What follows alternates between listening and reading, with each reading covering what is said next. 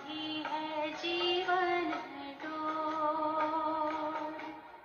दिल मेरा लगा ही रहता हर पल तेरी ओर, हर पल तेरी ओर। स्नेह प्यार की तुझसे बाबा बांधी है जीवन डोर, बांधी है जीवन डोर।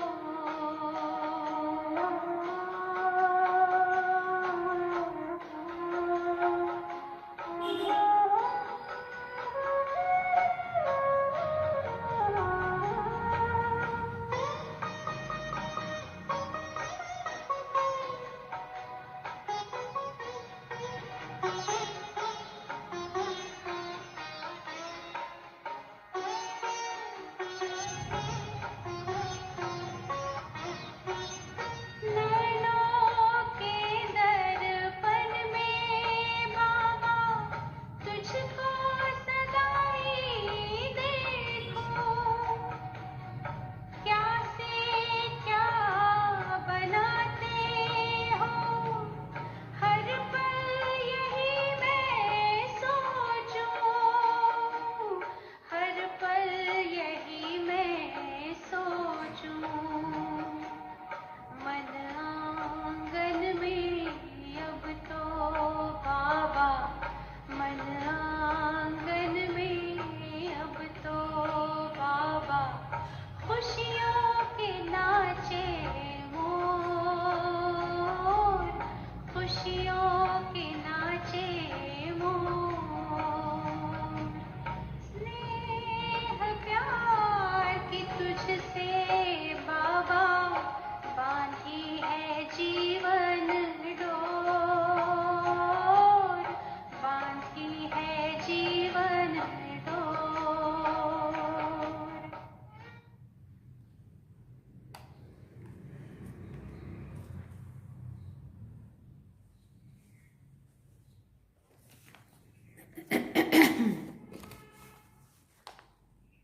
ओम शांति। बाबा गुड मॉर्निंग। आज बाबा के अव्यक्त बाप दादा के 12 मार्च 2023 के महावाक्य हैं। रिवाइज कोर्स 18 जनवरी 1994 में बाबा ने मुरली चलाई थी। सार में बाबा ने कहा, ब्राह्मण जन्म का आदि वरदान स्नेह की शक्ति। ब्राह्मण जन्म का आदि वरदान स्नेह की शक्ति। अब सुनेंगे इसका विस्तार। बाबा ने कहा, आज चारों ओर के सर्व बच्चों की स्नेह भरी स्मृतियाँ समर्थ बाप दादा के पास स्नेह के सागर समान पहुँच गई। हर एक बच्चे के दिल में दिलाराम समाया हुआ है और दिलाराम के दिल में सर्व स्नेही बच्चे समाये हुए हैं। स्नेह बहुत बड़ी शक्ति है। बाबा ने कहा, स्नेह की शक्ति मेहनत को सहज कर देती है। जहाँ मोहब्बत है वहाँ मेहनत नहीं होती है। मेहनत मनोरंजन बन जाती है, खेल लगता है। फिर बाबा ने कहा, स्नेह की शक्ति देह और देह की दुनिया सेकंड में भुला देती है। स्नेह में जो भुलाना चाहे वो भुला सकते हैं, जो याद करना चाहे उसे उसमें समा जाते हैं। फिर बाबा ने कहा, स्नेह की शक्ति सहज समर्पण करा देती है। फिर और नेक्स्ट पॉइंट बाबा ने कहा, स्नेह की शक्ति बाप समान बना देती है। स्नेह की शक्ति से क्या क्या होता है, कुछ पॉइंट्स बताए बाबा ने। फिर बाबा ने कहा, स्नेह सदा हर समय परमात्मा साथ का अनुभव कराता है। नेक्स्ट पॉइंट, स्नेह सदा अपने ऊपर बाप की दुआओं का हाथ छत्र छाया समान अनुभव कराता है। नेक्स्ट पॉइंट, स्नेह असंभव को संभव इतना सहज कर देता जैसे कार्य हुआ ही पड़ा है। फिर आगे बाबा ने कहा, स्नेह हर समय निष्पल, उसको कहा हर समय निश्चिंत अनुभव कराता है। लास्ट में फिर बाबा ने कहा, स्नेह हर कर्म में निश्चित विजय स्थिति का अनुभव कराता है। ऐसे स्नेह की शक्ति अनुभव करते हो ना। अब स्नेह से क्या क्या होता है सारा आप सबने सुना, हम सभी ने सुना। अब बाबा पूछते हैं ऐसे स्नेह की शक्ति अनुभव करते हो ना। जी बाबा, पल पल। बाप दादा जानते हैं कि अनेक जन्म अनेक प्रकार की मेहनत कर थकी हुई आत्माएं हैं।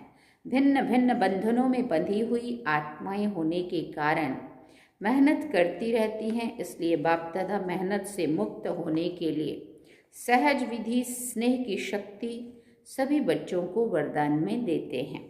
अपने ब्राह्मण जीवन के आदि समय को याद करो तो जन्मते ही सभी को स्नेह की शक्ति ने ही नया जीवन दिया।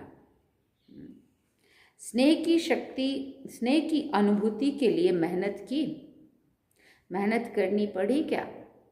सहज अनुभव किया ना, तो ये आदि जन्म की अनुभूति ही वरदान है।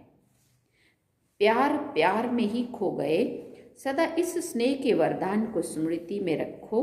मेहनत के समय इस वरदान द्वारा मेहनत को परिवर्तन कर सकते हो। बाप दादा को बच्चों का मेहनत अनुभव करना अच्छा नहीं लगता है।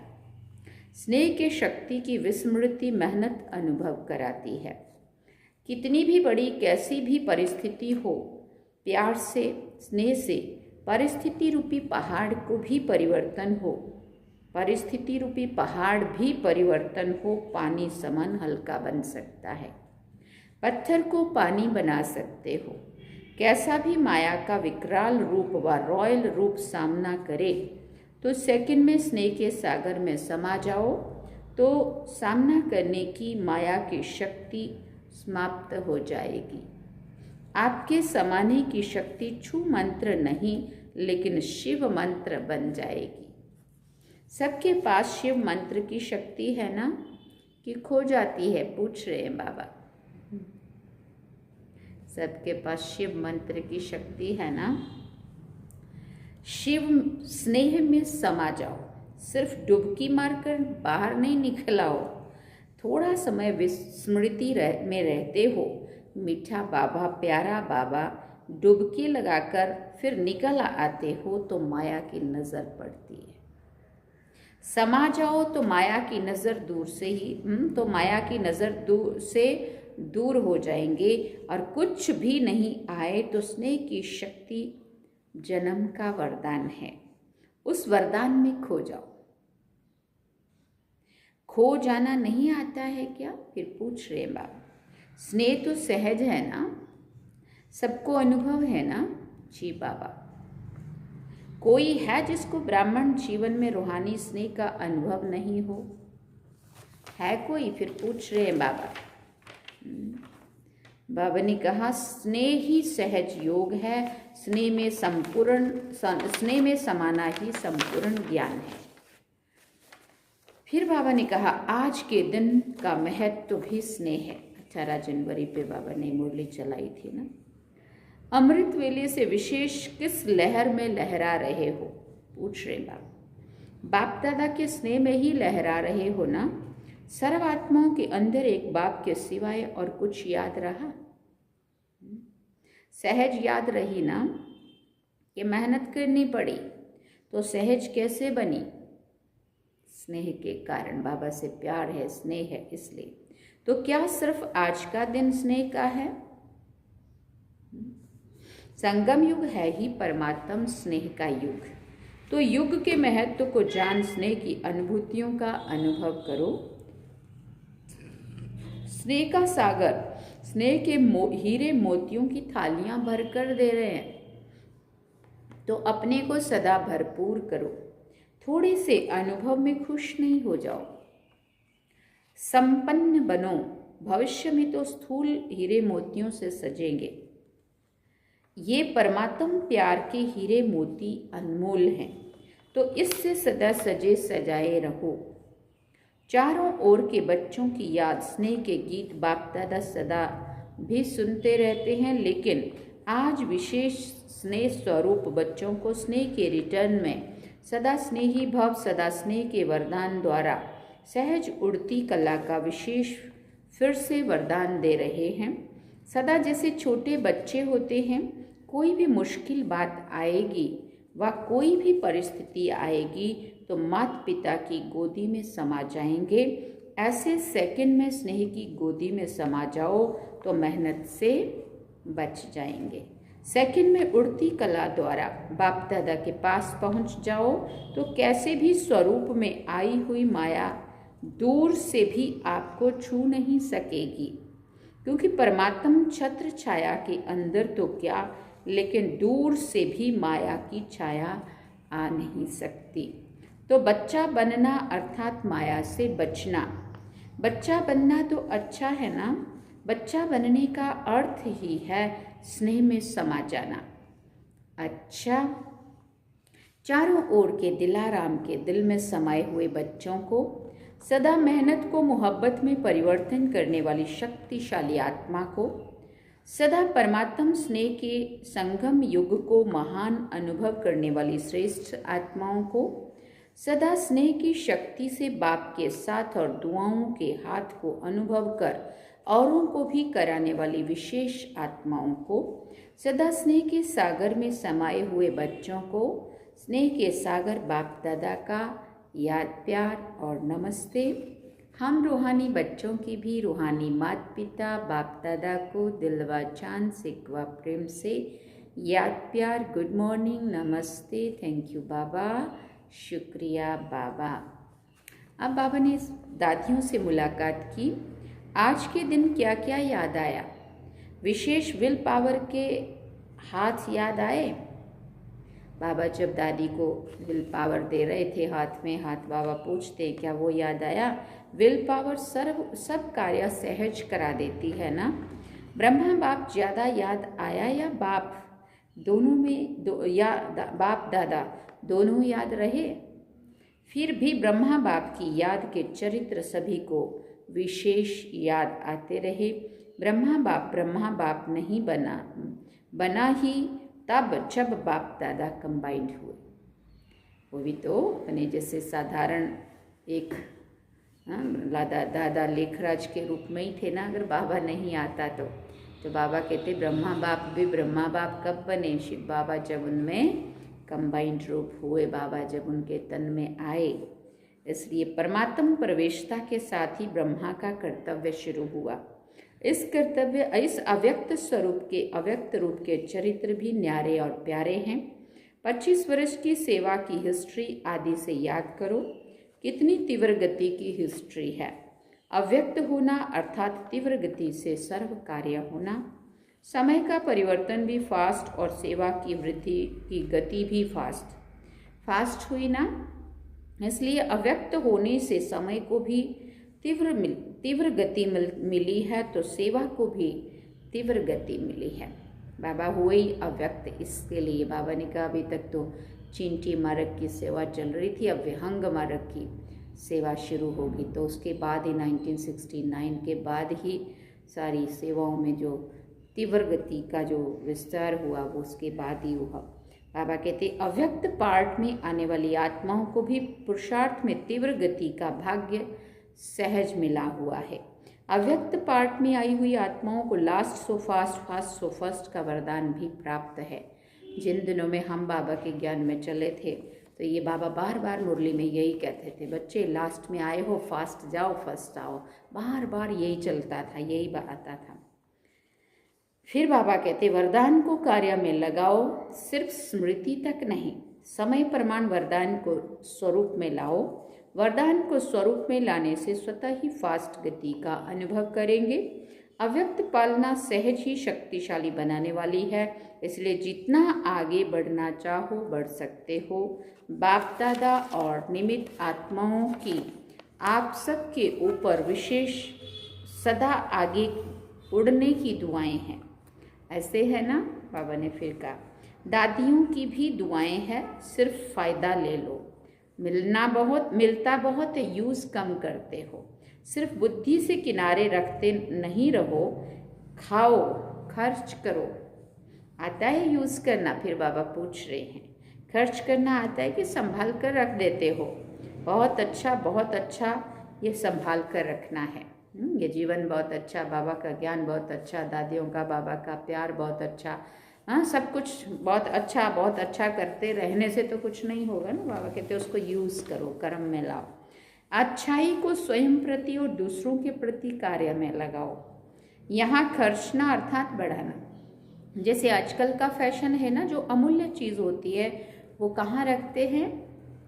लॉकर में रखते हैं ना, यूज़ नहीं करते, लॉकर में रखते हुए खुश होते हैं। जो कीमती चीज़ उसको पहनकर इसको यूज़ करके खुश नहीं होते, लॉकर में रखा है बस सेफ है। तो कई बार ऐसे करते हैं, पॉइंट बड़ी अच्छी है, विधि बड़ी अच्छी है, सिर्फ बुद्धि के लॉकर में देखकर खुश होते हैं। तो आप सभी लॉकर में रखते हो या यूज़ करते हो? अच्छा, पांडव सेना का क्या हाल है? अच्छा है। फिर बाबा ने, पांडवों ने कहा अच्छा है। बाबा ने कहा सिर्फ अच्छा अच्छा कहने वाले नहीं हो ना, ऐसी सेना तैयार हो जो सेकंड में जो ऑर्डर मिले कर ले। ऐसे तैयार हैं? पूछ रहे बाबा। शक्ति सेना तैयार है। शक्तियों की सेवा अपनी है, पांडवों की सेवा अपनी है। पांडवों के सहयोग के बिना भी शक्तियां नहीं चल सकती हैं, शक्तियों के सहयोग के बिना पांडव भी नहीं चल सकते हैं। दादी जी ने मैक्सिको की कॉन्फ्रेंस का समाचार बाप दादा को सुनाया। बाबा ने कहा अच्छा है, साइंस वाले तो काम में लगे ही हैं, प्रयोग करने में साइंस वाले होशियार होते हैं ना, तो एक भी अच्छी तरह से योगी और प्रयोगी बन गया तो बड़े से बड़ा माइक का काम करेगा। लॉस एंजलिस में भूकंप आया है, किसी ने सुनाया बाबा को समाचार? जैसे अभी भी वहाँ आया ना तुर्की में। बाबा ने कहा ये समय के तीव्र गति की निशानियाँ समय प्रति समय प्रकृति दिखा रही है। अच्छा, अव्यक्त बाप दादा की पर्सनल मुलाकात। फल की इच्छा छोड़कर रहम दिल बन शुभ भावना का बीज डालते चलो। बाप दादा द्वारा सर्व बच्चों के संगम युग पर विशेष कौन सा खजाना मिला हुआ है? खजाने तो बहुत हैं, लेकिन विशेष खजाना खुशी का है। तो खुशी का खजाना कितना श्रेष्ठ मिला है, तो ये सदा साथ रहता है या कभी किनारे भी हो जाता है? जब अनगिनत मिलता है तो हर समय खजाने को कार्य में लगाना चाहिए ना। लोग किनारे इसलिए रखते हैं कि आई विल में काम आएगा, इसलिए, लेकिन आपके पास तो अथाह है। इस जन्म की तो बात छोड़ो, लेकिन अनेक जन्म ये खुशी का खजाना साथ रहेगा। अनगिनत है तो यूज़ करो ना। बाप दादा ने पहले भी सुनाया है कि प्राण चले जाएं लेकिन खुशी नहीं जाए, इसलिए खुशी को कभी भी किनारे नहीं रखो और ही महादानी बनो, क्योंकि वर्तमान समय और कुछ भी मिल सकता है लेकिन सच्ची खुशी नहीं मिल सकती। अल्पकाल की खुशी प्राप्त करने के लिए लोग कितना समय व धन खर्च करते हैं, फिर भी सच्ची खुशी नहीं मिलती है। तो ऐसे आवश्यकता के समय आप आत्माओं को महादानी बनना है। कैसी भी अशांत आत्मा, दुखी आत्मा हो, अगर उसको खुशी की अनुभूति करा दो तो कितनी दिल से दुआएं देंगी। आप दाता के बच्चे हो तो फ्राक दिली से बांटो।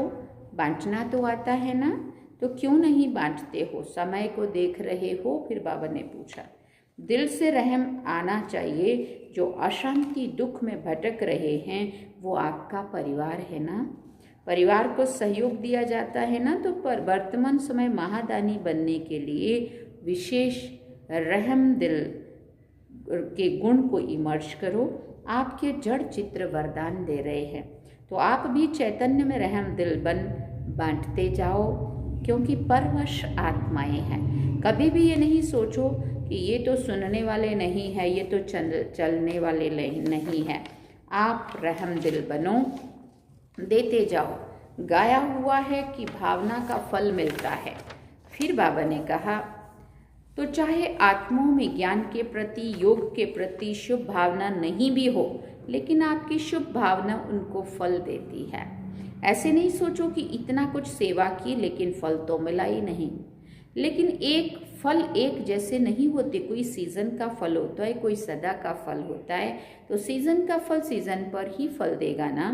तो आपने शुभ भावना का बीज डाला, अगर सीजन का फल होगा तो सीज़न में ही निकलेगा ना। वैसे भी देखो, जो खेती का काम करते हैं ना, तो जो सीज़न पर चीज़ निकलने वाली होती है तो ये नहीं सोचते हैं कि 6 मास के बाद ये निकलेगा, लेकिन इसलिए बीज डालो ही नहीं। तो आप भी बीज डालते चलो, समय पर सर्व आत्माओं को जगना ही है। आपकी रहम भावना, शुभ भावना अवश्य फल देगी। अगर कोई अपोजिशन भी करता है तो भी आपको अपने रहम की भावना छोड़नी नहीं है, और ही सोचो कि ये अपोजिशन या इंसल्ट, गालियाँ, ये खाद का काम करेंगी। अगर अभी वो कोई अपोजिशन करते, मना विरोध करते हैं या कोई अपनी गलानी करते, इंसल्ट करते, तो ये भी बाबा ने कहा एक समय खाद का काम करेंगी।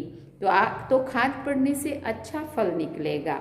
जितनी गालियाँ देंगे उतना आपके गुण गाएंगे, इसलिए हर आत्मा को दाता बन देते जाओ। अच्छा माने तो दे नहीं, ये तो लेवता हो गए। लेने की इच्छा नहीं रखो कि वो अच्छा बोले, अच्छा माने तो दे नहीं। इसको कहा जाता है दाता के बच्चे, मास्टर दाता। चाहे वृत्ति द्वारा, चाहे वाइब्रेशन द्वारा, ऐसा ज़रूरी नहीं है कि उनको ज्ञान ही सुनाना है। अगर उनको ज्ञान नहीं भी सुनना है, अपने अंदर उनके प्रति अच्छा भाव, रहम भाव तो रख सकते हैं ना। वो भी वाइब्रेशन कभी तो काम करेंगे। चाहे वाणी द्वारा देते जाओ, इतने भरपूर होना, सब खजाने हैं। फिर पूछ रहे बाबा, डबल विदेशियों को देखकर बाप दादा खुश होते हैं, क्यों? डबल पुरुषार्थ करते हैं। एक तो अपना रीति रस्म परिवर्तन करने का भी पुरुषार्थ करते हैं। बाप दादा देखते हैं कि उमंग उत्साह मेजॉरिटी में अच्छा है। अगर कभी उमंग उत्साह बीच बीच में नीचे ऊपर होता है तो आज विधि सुनाई कि समा जाओ, स्नेह की गोदी में छिप जाओ, फिर माया आएगी ही नहीं। तो ये है सहज है ना। बीज रूप होने में मेहनत है, इसमें मेहनत नहीं है। और कुछ भी नहीं आए लेकिन स्नेह में समाना तो आता है ना, कि ये भी मुश्किल है। हाँ, तो ये नहीं करो। अपनी मुश्किल शब्द, अभी मुश्किल शब्द नहीं बोलना। नीचे आते हो तो छोटी सी चीज़ बड़ी लगती है, ऊपर चले जाओ तो बड़ी चीज़ भी छोटी हो जाएगी। फरिश्ते हो या साधारण मानव हो? फिर पूछ रहे बाबा। हाँ, तो सबने कहा फरिश्ता। बाबा ने कहा तो अच्छा, फरिश्ता कहाँ रहता है, ऊपर रहता है या नीचे रहता है? तो फिर सभी ने क्या कहा, फरिश्ता तो ऊपर रहता है। तो नीचे क्यों ठहरते हो? अच्छा लगता है? कभी कभी दिल होती है नीचे आने की, फिर क्यों आते हो? बाप का साथ छोड़ते हो तब नीचे आते हो। तो डबल विदेशियों को डबल पुरुषार्थ का प्रत्यक्ष फल, डबल चांस है, इसका फ़ायदा लो। इस वर्ष में क्या करेंगे? डबल सर्विस, महादानी वरदानी बनेंगे, या खुद बाप के आगे कहेंगे कि शक्ति दे दो, और को भी शक्तियाँ दो। अच्छा है, हिम्मत रखने में नंबर ले लिया। अभी फास्ट पुरुषार्थ कर आगे उड़ते चलो। वरदान में बाबा ने कहा, खुशी के खजाने से संपन्न बन सदा खुश रहने वाले और खुशी का दान देने वाले महादानी भव। संगम युग पर बाप दादा ने सबसे बड़ा खजाना खुशी का दिया है। रोज अमृत वेले खुशी की एक पॉइंट सोचो और सारा दिन उसी खुशी में रहो। ऐसे खुशी में रहते दूसरों को भी खुशी का दान देते रहो। यही सबसे बड़े से बड़ा महादान है, क्योंकि दुनिया में अनेक साधन होते हुए भी अंदर की सच्ची अविनाशी खुशी नहीं है। आपके पास खुशियों का भंडार है, तो दान देते रहो। यही सबसे बड़ी सौगात है। स्लोगन में बाबा ने कहा, महान आत्माओं का परम कर्तव्य है उपकार, दया और क्षमा। महान आत्माओं का परम कर्तव्य है उपकार, दया और क्षमा। ये थे आज के महावाक्य। ओम शांति। बाबा ने सार में कहा, ब्राह्मण जन्म का आदि वरदान स्नेह की शक्ति। स्नेह की शक्ति में क्या क्या ताकत है वो सारा हम सब ने विस्तार सुना। तो ये थे आज बाबा के 12 मार्च के महावाक्य। और पिछले कल जैसे दादी गुलजार दादी का दिन सभी ने मनाया ना कल, इसलिए दादी के भी ये बहुत बड़ा स्लोगन, दादी ये बात बहुत पक्की कराते थे, खुशी कभी नहीं जानी चाहिए, खुश रहो बस। खुशी बात तो आएगी चली जाएगी, उस बात के कारण हमारी खुशी चली जाए वो अच्छी बात नहीं है। इसलिए जहाँ बाप है वहाँ अवश्य खुशी होगी। बाबा की याद में रहेंगे तो सदा खुश रहेंगे, और बाबा की याद भूली माया अपना प्रभाव डालती, खुशी गुम कर देती है। से सदा बाबा की याद में रहें, और दादी और बाबा की ये बात, कुछ भी चला जाए चाहे, परंतु खुशी ना जाए बस। आज भी बाबा ने बार बार खुशी के ऊपर अंडरलाइन कराया। अब चलते हम बाबा की याद में। ओम शांति।